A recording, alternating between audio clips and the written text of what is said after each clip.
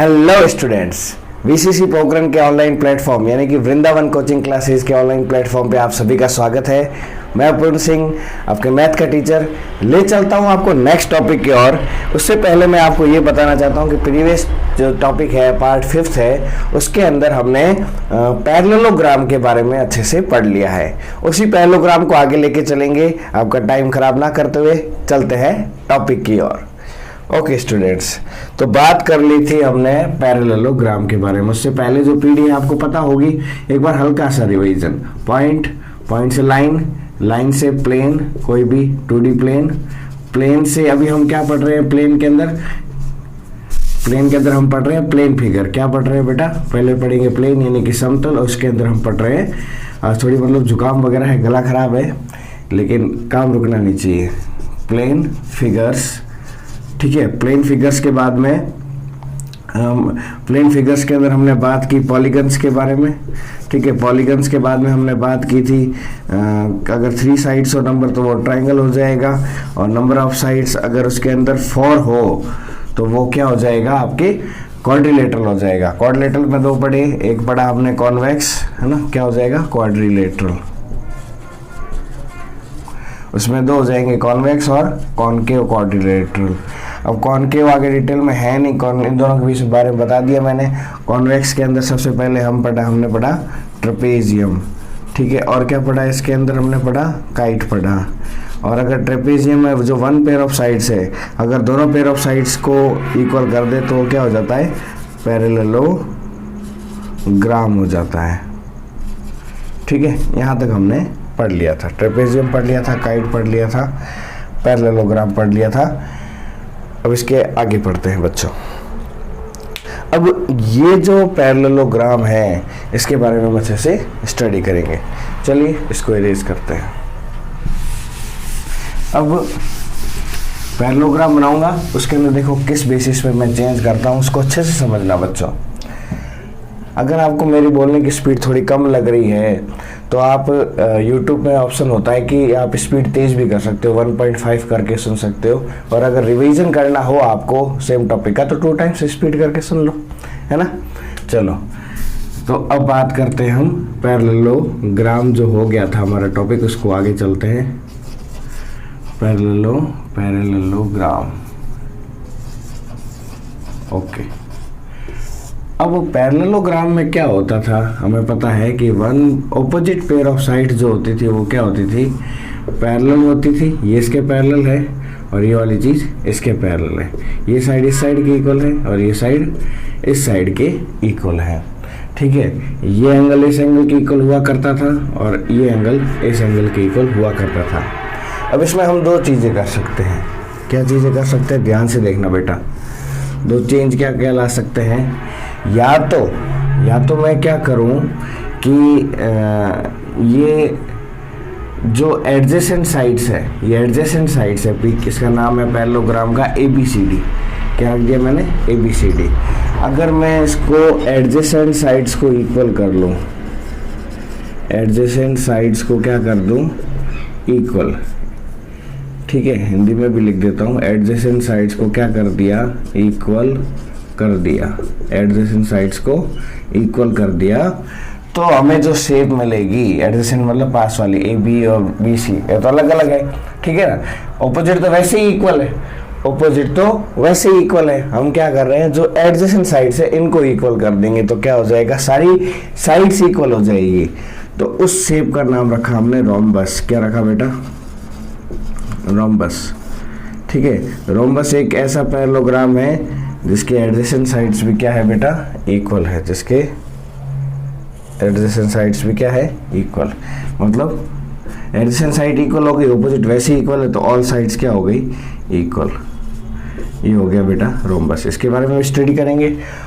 और अगर मैं इसके ये जो सारे एंगल्स है, एंगल्स को इक्वल कर दूं, साइड जाए भाड़ में, क्या कर दूं, एंगल्स को इक्वल कर दूं, ठीक है। मतलब ये एक्यूट है, ये ऑब्ट्यूज है, ये एक्यूट है, ऑब्ट्यूज। अगर मैं सारे एंगल इक्वल करूंगा तो कितने होंगे, सबका सम कितना होता है, 360 डिग्री। और 4 इक्वल पार्ट्स में डिवाइड करना है तो कितना हो जाएगा, 90 डिग्री हो जाएगा ना, है ना बच्चों। तो अगर मैं ऐसा पैरेललोग्राम जिसका एक एंगल 90 डिग्री अगर मैं प्रूव कर देता हूं तो वो पैरेललोग्राम रेक्टेंगल कहलाएगा। क्या कहलाएगा बच्चों? रेक्टेंगल। ऐसा पैरेललोग्राम जिसमें एक एंगल भी 90 हो गया, क्यों? क्योंकि 90 का opposite 90, opposite angles of parallelograms are equal.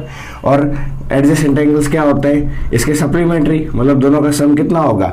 180। Angle A plus angle B का सम कितना होगा? 180। ठीक है, कितना हो जाएगा बेटा? 180 डिग्री। ए कितना है? 90 ले लूंगा मैं, तो बी कितना आ जाएगा? ऑटोमेटिकली 90 हो जाएगा। क्यों? क्योंकि 90 इधर आके माइनस हो जाएगा। एंगल बी भी कितना हो जाएगा? 90 डिग्री। ठीक है बच्चों, तो एक 90 का दिया तो ये भी 90, इसका ऑपोजिट ये भी 90 और इसका ऑपोजिट 90 तो है ही। तो इस तरीके से सारे 90 हो जाएंगे। तो ऐसा पैरेललोग्राम जिसमें एक भी अगर हमने 90 डिग्री कर दिया तो वो पैरेललोग्राम बन जाएगा रेक्टेंगल। लेकिन इसमें हम क्या नहीं कर रहे हैं? एडजेसेंट साइड को इक्वल नहीं कर रहे हैं। ठीक है, if all angles are equal, सारे एंगल्स को इक्वल कर दे तो हमें कौन सा मिल जाएगा बेटा? रेक्टेंगल मिल जाएगा। कौन सा शेप मिलेगा बेटा? रेक्टेंगल। ठीक है, इसका नाम रख दिया पी क्यू आर और S, P Q R S. थोड़ी बहुत बेसिक प्रॉपर्टीज बात कर लेते हैं। ये साइड इस साइड की इक्वल होगी, ये वाली चीज इस वाली की इक्वल होगी। ऑपोजिट साइड तो इक्वल है, पैरेललोग्राम की सारी प्रॉपर्टी आ जाएगी। इसमें खास क्या रहेंगे? ये सारे एंगल क्या रहेंगे? इक्वल रहेंगे। बाकी पैरेललोग्राम की सारी प्रॉपर्टी इसके अंदर। अभी रेक्टेंगल को अच्छे से स्टडी करवाऊंगा, रोम्बस को अच्छे से स्टडी कराऊंगा। एक बार यहाँ तक वीडियो पॉज करके नोट डाउन कर दो।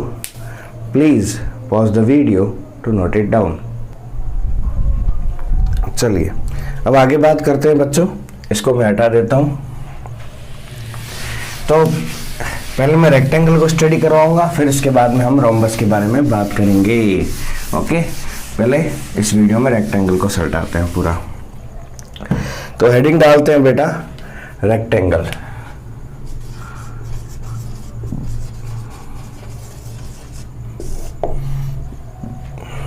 चलो, रेक्टेंगल कैसा होता है सिर्फ बता देता हूं आपको।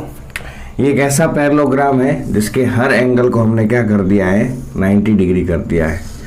तो ऐसे रेक्टेंगल को हम क्या कहते, ऐसे पैरेललोग्राम को हम क्या कहते हैं? जिसका हर एंगल 90 डिग्री हो, उस पैरेललोग्राम को हम कहते हैं रेक्टेंगल। मतलब angle A, angle B, angle C, angle D. ठीक है, ये सारे 90 डिग्री है। चलिए इसकी डेफिनेशन लिखते हैं। What is rectangle? इसकी डेफिनेशन के बारे में बात करते हैं।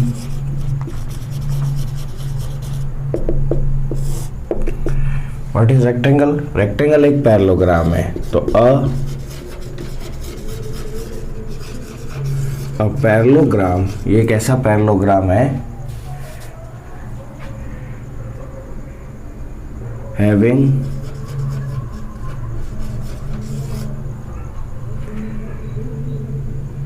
ऑल इंटीरियर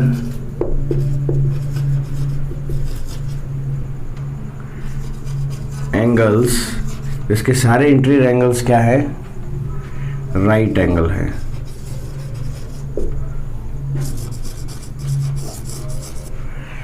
क्यों? मैंने ऐसा क्यों नहीं कहा एक ही, कम से कम एक होना चाहिए? क्योंकि एक हो गया तो सब अपने आप हो गए। मैंने बताया था ये इसका ऑपोजिट होता है पैरेललोग्राम में, तो इक्वल हो ही जाता है। और पास वाला क्या होता है? सप्लीमेंट्री होता है। पास वाला क्या होता है बेटा? सप्लीमेंट्री। तो सप्लीमेंट्री एंगल्स जो होंगे वो ऑटोमेटिकली एक 90 तो दूसरा 90 होगा, क्योंकि सप्लीमेंट्री एंगल का सम होता है 180 और 180 का जस्ट आधा होता है 90, तो वो भी 90 हो जाएगा। तो parallelogram having all interior angles right angle, ऐसा पैरेललोग्राम जिसमें सारे इंटीरियर एंगल्स राइट एंगल हो जाते हैं, तो उसको हम क्या कहते हैं? रेक्टेंगल कहते हैं। अगर आपने उनमें से किसी एक को भी 90 डिग्री प्रूव कर दिया, बाकी सब हो जाएंगे। ओके बच्चों, सो मैं कह सकता हूं कि a parallelogram having, if we prove ऐसा कह सकते हैं कि if we prove any one interior angle of parallelogram 90 degree, then that parallelogram will be a rectangle. सीधी सी बात हिंदी में बताऊं, किसी भी पैरेललोग्राम का कोई भी एक एंगल अगर हमने 90 डिग्री प्रूव कर दिया तो वो क्या हो जाएगा? रेक्टेंगल हो जाएगा। और सुनो और इसके बारे में बात करते हैं। तो पहले इसकी कुछ प्रॉपर्टीज के बारे में बात करते हैं। तो हेडिंग डालते हैं प्रॉपर्टीज देखो पहले मैं आपको प्लेन फिगर्स पढ़ा रहा हूँ, 2D फिगर्स पढ़ा रहा हूँ, हो सकता है ये 9th में आपके अलग चैप्टर में हो, लेकिन मेरे हिसाब से सरफेस के बारे में बात करते हो, सरफेस एरिया एंड वॉल्यूम के अंदर ही मैंने सब कुछ दे दिया है, ठीक है। तो शायद क्या पता बाद में मैं हेडिंग चेंज कर लूँ, अभी ऐसे ही डाल रहा हूँ। So properties of rectangle, properties of rectangle, अब इसके बारे में स्टडी करते हैं। प्रॉपर्टीज ऑफ रेक्टेंगल, रेक्टेंगल का क्या प्रॉपर्टीज है? तो पहली property, opposite sides are equal, ठीक है, ब्लैक से ही लिखते हैं, साफ दिखेगा। पहली प्रॉपर्टी पढ़ते हैं कि जो ऑपोजिट साइड्स है, ऑपोजिट साइड्स, अब रेक्टेंगल के बारे में बात करेंगे तो ऑफ रेक्टेंगल लिखने की जरूरत नहीं, opposite sides are equal, equal भी और साथ में कैसी है, पैरेलल भी है। ये प्रॉपर्टी कहाँ से ली हमने? पैरेललोग्राम से लिख दी, ठीक है। मतलब ए बी सी डी के इक्वल है और ए बी सी डी के पैरेलल है, ठीक है, ये इसके इक्वल है और इसके पैरेलल है। दूसरी बात करते हैं तो, और ऑपोजिट होगी तो ये भी तो इसके ऑपोजिट है, ठीक है, और ये भी इसके क्या है बेटा? पैरेलल है। अब नेक्स्ट बात करते हैं कि ईच इंटीरियर एंगल, ईच हर एक अंदर वाला एंगल क्या होगा? 90 डिग्री होगा। Each interior angle is right angle, is right angle, her interior angle क्या होगा बेटा? राइट एंगल होगा। Each interior angle is right angle, ठीक है। ये सारे कितने डिग्री हो गए? 90 डिग्री हो गए। अब बात करते हैं इसके डायगोनल्स के बारे में बात करते हैं। किसके बारे में? डायगोनल्स के। तो इसकी डायगोनल्स कौन सी होगी? इसकी डायगोनल्स होगी ये वाली, ठीक है। बीच वाला पॉइंट हो जाएगा इसके अंदर ओ, क्या हो जाएगा बेटा? ओ। एक बात ध्यान रखना, ये डायगोनल्स एक दूसरे के ऊपर यहाँ पर परपेंडिकुलर नहीं है। डायगोनल्स रेक्टेंगल में भी परपेंडिकुलर नहीं है। डायगोनल्स आपको परपेंडिकुलर कहाँ मिलेगी? एक तो आपको काइट में मिलेगी, दूसरी आपको स्क्वायर में मिलेगी, बस खत्म, खलास, ओके। तो यहाँ पर एक और अच्छी बात है कि डायगोनल्स इक्वल जरूर होगी, ठीक है, 90 डिग्री नहीं, लेकिन डायगोनल्स की लेंथ क्या होगी? इक्वल होगी, क्योंकि पहले ये ऐसे लंबा हुआ था पैरेललोग्राम में, हम 90 डिग्री करते डायगोनल्स क्या हो जाएगी? इक्वल हो जाएगी, परपेंडिकुलर नहीं है। दिख रहा है ये एंगल छोटा है, ये एंगल थोड़ा सा बड़ा है, भाई ये साइड छोटी है तो इसके सामने वाला एंगल भी छोटा, ये साइड बड़ी है इसके सामने वाला एंगल भी बड़ा, ये साइड बड़ी इसके सामने एंगल बड़ा, ये साइड छोटी इसके सामने वाला एंगल छोटा। तो एक ऑब्ट्यूज हो रहा है, बड़ा हो रहा है, एक छोटा हो रहा है, तभी तो सम 180 आएगा, ओके। अब बात करते हैं कि डायगोनल्स के बारे में स्टडी करते हैं। क्या करते हैं हम कि डायगोनल्स जो होंगे bisect each other, diagonals equals to each other, पहले तो ये लिख देते, सॉरी थोड़ी तबीयत खराब है इसलिए। डायगोनल्स बाइसेक्ट ईच अदर, ठीक है, एक दूसरे को, sorry, diagonals are equal to each other, diagonals are equal to each other, दोनों डायगोनल्स एक दूसरे की इक्वल है। मतलब मैं क्या कह सकता हूँ इससे ये बात कह सकता हूँ कि AC जो होगी वो किसके इक्वल होगा? AC is equal to BD। और मैं इसके बारे में क्या कह सकता हूँ? AC BD की इक्वल हो गई। Each interior angle is 90 degree, मतलब angle A is equal to angle B is equal to angle C is equal to angle D is equal to 90 degree. और क्या कह सकता हूँ? Opposite sides are equal and parallel, मतलब AB किसके equal होगी? DC के, ठीक है, और AB क्या हो जाएगा? पैरेलल हो जाएगा DC के। सिमिलरली AB इसके इक्वल हो गया, सिमिलरली AD किसके इक्वल हो जाएगा? BC के, और AD किसके पैरेलल हो जाएगा? BC के, ठीक है, वो आप समझ सकते हो। अब देखो बेटा, नेक्स्ट बात करते हैं कि diagonals equal to each other, diagonals हमने क्या कर दिए? इक्वल प्रूव कर दिए। तो ऐसा पैरेललोग्राम जिसके डायगोनल्स इक्वल हो जाए, जिसके डायगोनल्स इक्वल हो जाए तो भी वो रेक्टेंगल हो सकता है, तो भी वो रेक्टेंगल हो सकता है।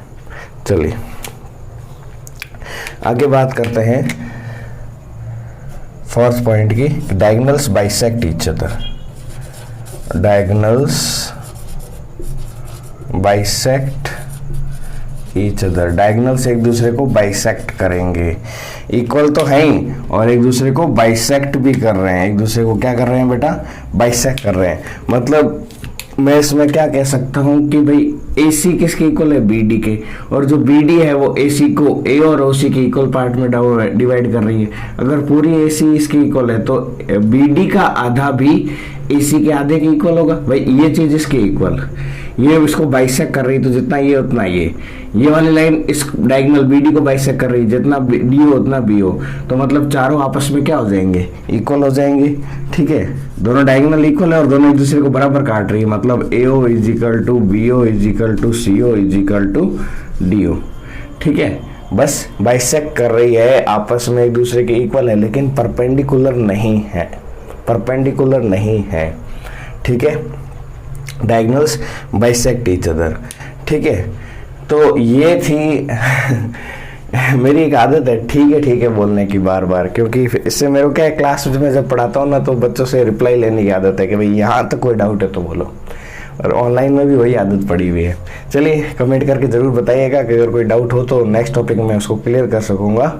और इसके अंदर क्या क्या है, AB हो गया, DC ऑपोजिट साइड्स इक्वल आ गई, पैरेलल आ गई, डायगोनल्स एक दूसरे को बाइसेक्ट कर रहे हैं, डायगोनल्स इक्वल होते हैं। इसके अलावा मुझे नहीं लग रहा कि रेक्टेंगल के अंदर और कोई प्रॉपर्टी बची हुई रह सकती है। So this is all properties of rectangle. Please pause the video to note it down. So students, अब हम बात करेंगे बेटा पेरीमीटर ऑफ रेक्टेंगल के बारे में। किसके बारे में? Perimeter of rectangle. ठीक है, रेक्टेंगल का पेरीमीटर क्या होगा? अगर मैं इसकी ये वाली साइड को लेंथ मान लेता हूँ, क्या मान लेता हूँ? लेंथ हो जाएगी L, ये साइड भी क्या हो जाएगी? L, ये साइड हो जाएगी इसकी ब्रेड्थ मतलब चौड़ाई, ये भी इसकी क्या हो जाएगी? ब्रेड्थ मतलब चौड़ाई। अगर मैं L ले लेता हूँ, L यहाँ पर क्या है? Length of rectangle, sorry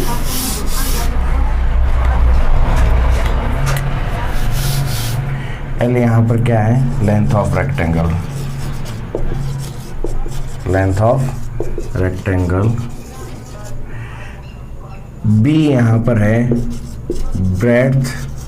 breadth मतलब चौड़ाई, L मतलब लेंथ मतलब लंबाई, L फॉर लंबाई। ठीक है, L for length, B for breadth भी बोलते हैं, या फिर इसको विड्थ भी कभी कभी नाम आता है। विड्थ मतलब चौड़ाई। कहते हैं ना बॉल फेंकते हैं, बॉल वाइड चली गई, वाइड चौड़ी चली गई, दूर से चली गई, विड्थ हो गई। ठीक है, वाइड से बनाए विड्थ। तो लेंथ और ये हो गया ब्रेड्थ ऑफ रेक्टेंगल। ठीक है, लेंथ हो गई, ब्रेड्थ हो गई। ओके, सो अब हम बात करते हैं पेरीमीटर ऑफ रेक्टेंगल के बारे में। किसके बारे में बात करेंगे? Perimeter of rectangle. तो जो पेरीमीटर ऑफ रेक्टेंगल होगा वो क्या होगा बबुआ? सम ऑफ ऑल साइड्स होगा कि नहीं? ठीक है, ये तो हर किसी फिगर का होगा, सम ऑफ ऑल साइड्स। अब देखो ध्यान से, सारी साइड्स क्या क्या है? एक तो AB है, BC है, CD है और DA है। ओके, AB हमने क्या ली थी? AB हमने ली थी L। AB को क्या लिया था? L लिया था। DC को भी क्या लिया था? DC बोलूँ या CD बोलूँ, उसको भी क्या लिया था? L लिया था। इसके अलावा हमने जो BC है, BC को क्या लिया था? B लिया था। क्या लिया था बेटा? B। तो ये हो जाएगा B और ये भी क्या हो जाएगा? B। तो यहाँ पर देखो, एक L और दूसरा L और L मिलकर कितने बन गए? 2L बन गए, प्लस ब्रेड्थ और ब्रेड्थ मिलकर कितने B बन गए? 2B बन गए। तो ये हो गया 2B। दोनों में से क्या कॉमन आ गया? दोनों में से कॉमन आ गया 2। तो बचा क्या? एक तो इसमें से 2, इस दोनों में से 2 कॉमन आ गया तो इधर बच गया B, इधर 2 कॉमन ले लिया तो क्या बच गया? L। कॉमन लेना तो आता है ना बेटा, हिंदी में इसको बोलते हैं उभयनिष्ठ। मतलब कॉमन क्या होता है कि उस नंबर से मैं अगर इसको डिवाइड करूं, 2L को 2 से डिवाइड करूंगा तो क्या बचेगा? L। टू बी को 2 से डिवाइड करूँगा तो क्या बचेगा b। मतलब कुल मिलाकर हम डिवाइड कर देते हैं, जिससे कॉमन लेता है तो ऊपर वाले को डिवाइड करते हैं तो ब्रैकेट में अंदर वाली वैल्यू मिल जाती है। ज़्यादातर बच्चे सोचते हैं कि माइनस ही कर देना होता है। चलो, तो ये हो गया perimeter. 2 times of L plus B is equal to 2 times of length and breadth क्या है, 2 times of length and length plus breadth, to twice the sum of length and breadth of rectangle. This is perimeter of rectangle, 2 times of L plus B। ठीक है, तो काफ़ी अच्छी तरीके से याद हो सकता है आपको। ठीक है, अब इसको अच्छे से नोट डाउन कर लो, फिर मैं बात करता हूँ एरिया ऑफ रेक्टेंगल के बारे में। सबसे इजी, सबसे सिंपल। चलो, please pause the video to note it down. चलो स्टूडेंट्स, अब हम बात करते हैं, पेरीमीटर हो गया ना, एरिया ऑफ रेक्टेंगल के बारे में। ये एल पढ़ा है ना, तो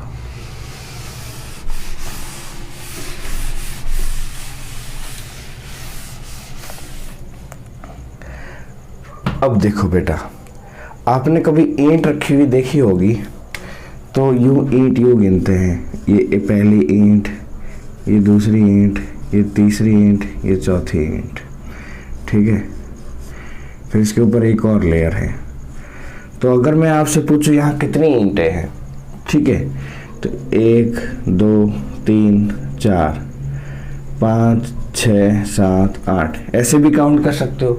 दूसरा तरीका क्या है कि यहाँ पर कितनी है, हाँ भाई 4 ईंटें हैं, और यहाँ पर कितनी है, ऐसे ऊपर कितनी है, 2 ईंटें। तो 4 2 जा 8 ईंटें यहाँ पे रखी हुई है, 8 ब्रिक्स यहाँ पर रखी हुई है।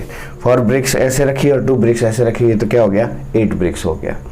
तो अगर मैं इस रेक्टेंगल के बहुत सारे छोटे छोटे टुकड़े कर दूं, और हर टुकड़ा जो होगा वो 1 मीटर बाय 1 मीटर का होगा, 1 मीटर जिसकी लेंथ हो और 1 मीटर की ब्रेड्थ हो। ठीक है, तो जैसे मान लो ये L मीटर है, मतलब मान लो 7 मीटर है, या फिर ये कितना हो गया, मान लो ये 4 मीटर है, यहाँ से ऊपर कितना है, 2 मीटर है। तो मैं क्या करूँगा कि ऐसे कितने बॉक्स आए हैं, ऐसे कितने बॉक्स आए हैं 1 मीटर बाई 1 मीटर के इसके अंदर, तो ऐसे मेज़र कर लेंगे, ऊपर मेज़र कर लेंगे, तो ये हमें चीज़ दे ही रखी होती है। तो उस तरीके से मतलब कुल मिलाकर हम क्या कर रहे हैं, लेंथ को किससे मल्टीप्लाई कर रहे हैं, ब्रेड से कर रहे हैं, जिससे कि हमारे पास उसका पूरा क्या आ जाता है बेटा, एरिया आ जाता है। और ये भी मीटर, ये भी मीटर, तो मीटर इंटू मीटर क्या हो जाता है, मीटर स्क्वायर। तो एरिया की यूनिट क्या होता है, मीटर स्क्वायर। तो सबसे पहले ये आपको अच्छे समझ में आना चाहिए, लेंथ इंटू ब्रेड्थ क्यों आया। ठीक है, तो इसका एरिया ऑफ रेक्टेंगल क्या हो जाएगा, अगर मैं सारे इस रेक्टेंगल के हर पार्ट को छोटे छोटे 1 metre square by 1 metre square के पार्ट्स के अंदर क्या कर देता हूँ, डिवाइड कर देता हूँ।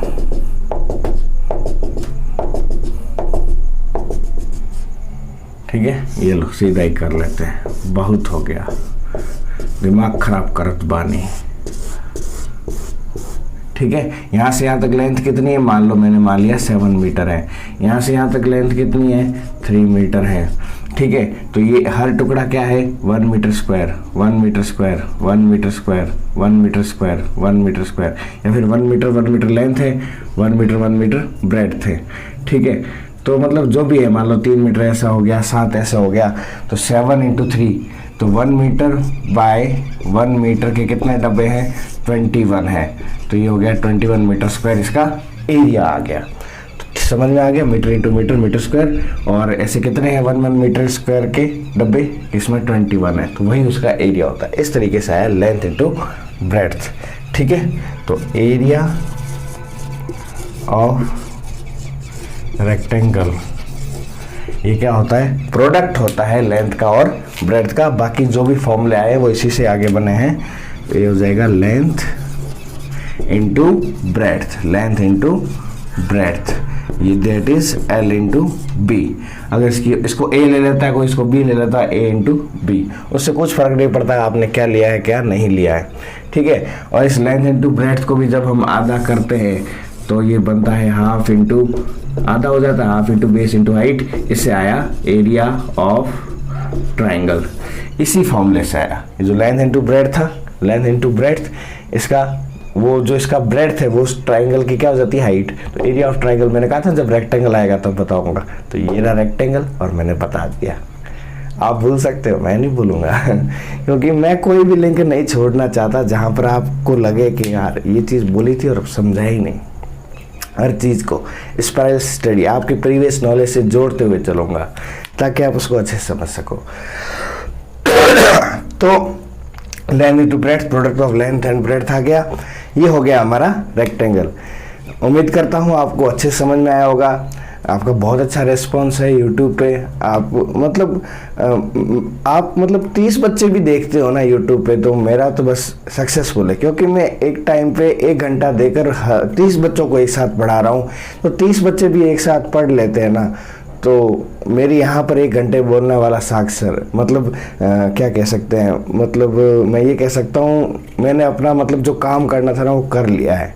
क्योंकि मेरे लिए एक साथ 30 बच्चों को नॉलेज प्रोवाइड करवाना, मतलब उसको क्या कहते हैं, हिंदी में वर्ड याद नहीं आ रहा, जो भी है, मतलब कुल मिलाकर सार्थक हो गया मेरा पढ़ाना। ठीक है, एक साथ 30-30 बच्चे देख रहे हैं इस वीडियो को, तो बहुत बढ़िया है।